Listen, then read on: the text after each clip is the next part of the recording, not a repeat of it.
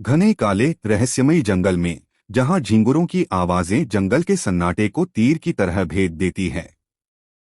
वहां जहां गीदड़ों के रोने का शोर कोसों दूर तक सुनाई देता है, वहां चमगादड़ों और उल्लुओं से घिरे एक विशाल सुनसान बरगद के पेड़ के नीचे खड़े थे हमारे पराक्रमी राजा विक्रमादित्य। उज्जैन के राजा के पराक्रम का सामना छल और कपट के बाहुबली बैताल से वर्षों से चल रहा था, जिसमें हर बार बैताल राजा की ईमानदारी और निष्ठा को अपनी होशियारी और धूर्तता से हरा देता। बैताल, जो एक मायावी प्रेत आत्मा थी, उसे राजा हर बार बड़े जतन से कब्जे में करते और हर बार वह कहानी सुनाने के बहाने राजा को अपनी कहानियों की पहेली में उलझा देता, और पहेली का उत्तर मिलते ही राजा के चंगुल से छूट फिर जाकर पेड़ पर लटक जाता। यह सिलसिला सालों से यूं ही चलता आ रहा था। राजा विक्रमादित्य ने फिर एक बार अपने पराक्रम के बदौलत बैताल को वश में कर लिया और उसे अपनी पीठ पर टांग उज्जैन राज्य की दिशा में चल दिए। बैताल ने राजा को फंसाने के लिए एक नई कहानी का ताना बाना बुनना शुरू कर दिया। बैताल बोला, अरे राजा, तू बहुत ही जिद्दी है। तू ऐसे नहीं मानेगा। ले फिर सुन एक अनोखी कहानी। शोलापुर गांव में महेंद्र नाम के एक राजा राज करते थे। वे अपनी प्रजा की पूरी निष्ठा से देखभाल करते थे। बहुत सालों तक उनके कोई संतान नहीं हुई। राजगुरु प्रेमानंद जी के परामर्श और विशेष पूजा आदि के फलस्वरूप रानी पद्मावती ने एक बेहद खूबसूरत बच्ची को जन्म दिया। राजकुमारी का उज्ज्वल दमकता चेहरा देख राजा ने उसका नाम सोना रखने का फैसला किया। राजकुमारी सोना जैसे जैसे बड़ी होती गई, उसकी खूबसूरती के चर्चे चारों तरफ फैल गए, पर उससे भी ज्यादा चर्चित थी उसकी युद्ध कौशलता। राजकुमारी सोना एक माहिर तलवारबाज और धनुर्धर भी थीं। राजा और रानी की एकलौती संतान होने के कारण निसंदेह राजकुमारी सोना अपने माँ बाप की बहुत लाडली थीं। राजा महेंद्र ने उन्हें अपने कार्यों में पूरी स्वतंत्रता दे रखी थी। उनके जिंदगी के हर छोटे बड़े फैसलों में सोना के निर्णय को राजा प्रथम अहमियत देते थे। सोना के विवाह योग हो जाने पर राजा महेंद्र और रानी पद्मावती को उसकी विवाह की चिंता सताने लगी। वे सोना को जितने भी योग्य राजकुमारों से मिलवाते, उन सबको वे सोना से कम ही पाते।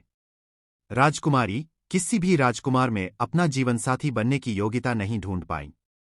सोना ने अपने विवाह के लिए जो प्रण ले रखा था, उसे अपने पिता राजा महेंद्र से कह सुनाया। पिताजी, आप मेरे विवाह के लिए कोई ऐसा वर ढूंढिए जो युद्ध कौशल में मुझसे ज्यादा हो और मुझे अपनी ताकत और सूझबूझ से अपने वश में कर मुझे द्वंद्व में हरा सके। वह जो मुझे जीत लेगा वही मेरा जीवन साथी बनेगा। राजा महेंद्र, जो अभी तक निराश हो चुके थे, सोना के दिए हुए इस प्रस्ताव से फिर उत्साहित होकर अपनी बेटी के लिए एक बहादुर और जाबाज राजकुमार ढूंढने में लग गए। उन्होंने आसपास के सभी राज्यों के राजकुमारों को अपनी पुत्री से विवाह का प्रस्ताव भेज दिया। राजकुमारों को इस बात का पूरा विश्वास था कि एक कोमल व नाजुक राजकुमारी को युद्ध में हराना उनके लिए बाएं हाथ का खेल साबित होगा। राजकुमारी सोना की सटीक तलवारबाजी और तीर अंदाजी के सामने कोई भी महारथी राजकुमार ठहर ना सका। राजा अपनी सोना पर बहुत गर्वित महसूस कर रहे थे, किंतु वे मन ही मन योग वर न मिलने से बहुत दुखी भी हुए। उन्हीं राजकुमारों में से एक थे अयोध्यापुरी के राजकुमार उदय वर्मा। उदय वर्मा एक अति सुंदर, सौम्य और सज्जनता से परिपूर्ण नवजवान राजकुमार थे। वे सारे इलाके में सर्वोत्तम तलवारबाज माने जाते थे। उदय सोना को देखते ही उनकी सुंदरता और उनके शस्त्रों के गहरे अध्ययन व कुशलता पर मोहित हो गए। कई उम्मीदवार होने के वजह से उन्हें अपनी बारी आने के लिए 3 महीनों का इंतजार करना पड़ा। वह हर रोज अन्य राजकुमारों से होते सोना के मुकाबले को देखने जाते और राजकुमारी के हर एक पैंतरे का बड़ी ध्यानपूर्वक अध्ययन करते। उदय सोना की तलवारबाजी के गुणों के प्रशंसक हो चुके थे। आखिरकार उदय के इंतजार के पल समाप्त हुए। उदय को सोना से मिलने की बेचैनी और उत्सुकता थी, पर साथ ही सोना से मुकाबले की कुछ झिझक भी। सोना से द्वंद्व के मुकाबले में उदय अपना मन तो पहले ही सोना के हाथों हार चुके थे, किंतु वह शस्त्र परीक्षा में हारने का जोखिम नहीं उठा सकते थे। उदय ने अपनी पूरी ताकत, समझदारी और विवेक से सोना को कड़ी चुनौती दी। जल्द ही सोना ने भी उदय के पराक्रम को समझ लिया। काफी देर द्वंद्व में टिके रहने के बाद अब सोना की हिम्मत और ताकत दोनों जवाब देने लगी। वह युद्ध में लड़ते लड़ते थक गई और काफी परिश्रम के बाद आखिरकार उसने उदय से पराजय स्वीकार कर ली। राजा महेंद्र और रानी पद्मावती की खुशी का ठिकाना न रहा। अपने दामाद के कौशल और रणनीति ने राजा को बहुत प्रभावित किया और वे आनंदपूर्वक अपनी बेटी सोना का विवाह उदय से करवाने के लिए तैयार हो गए। सारे राजमहल में खुशियों के जश्न की तैयारियां शुरू हो गईं। सोना को जीवन साथी के रूप में पाकर उदय अपने जीवन को सफल मान रहा था, पर नीति को कुछ और ही मंजूर था। विवाह वाले दिन सोना दुल्हन के रूप में सजी हुई आई। उदय को लगा कि उसका सपना पूरा हो गया, किंतु तब ही सोना ने सबके सामने उदय से विवाह करने को इनकार कर दिया। सारी सभा स्तब्ध रह गई। सोना बोली, यह सच है कि आपने मुझे द्वंद्व में हरा दिया है और शर्त के मुताबिक उदय मुझे आपको जीवन साथी के रूप में स्वीकार करना चाहिए, किंतु मैं आपसे यह विवाह नहीं कर सकती। अगर आप गहराई से सोचेंगे तो आप मेरे इनकार के कारण को भली भांति समझ जाएंगे। उदय राजकुमारी सोना की बुद्धिमत्ता से बहुत प्रभावित थे। कुछ विचार कर वे भी सोना के कारण से सहमत हो गए।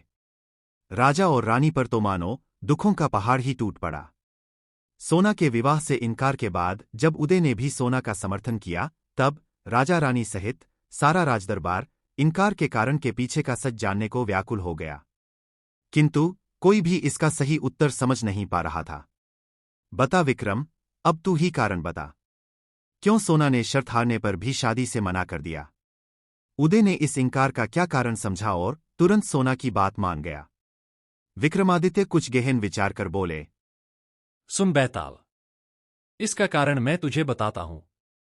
जब सोना से होने वाले द्वंद्व का उदय ने 3 महीने तक इंतजार किया, तब वह रोज सोना को अपने विरोधी से लड़ते देखता और उसके इस्तेमाल किए हुए हर पैंतरों को सीखता व उसका अभ्यास करता। इस वजह से सोना को उदय के गुरु का स्थान प्राप्त हुआ और हमारे महान हिंदू सभ्यता में गुरु का स्थान भगवान से भी ऊंचा होता है। इस बात का ज्ञान सबसे पहले सोना को हुआ और फिर विचार करने पर उदय भी इस बात को समझ गया कि अपने गुरु से विवाह करना धर्म के विरुद्ध होता है। अरे वाह विक्रम वाह!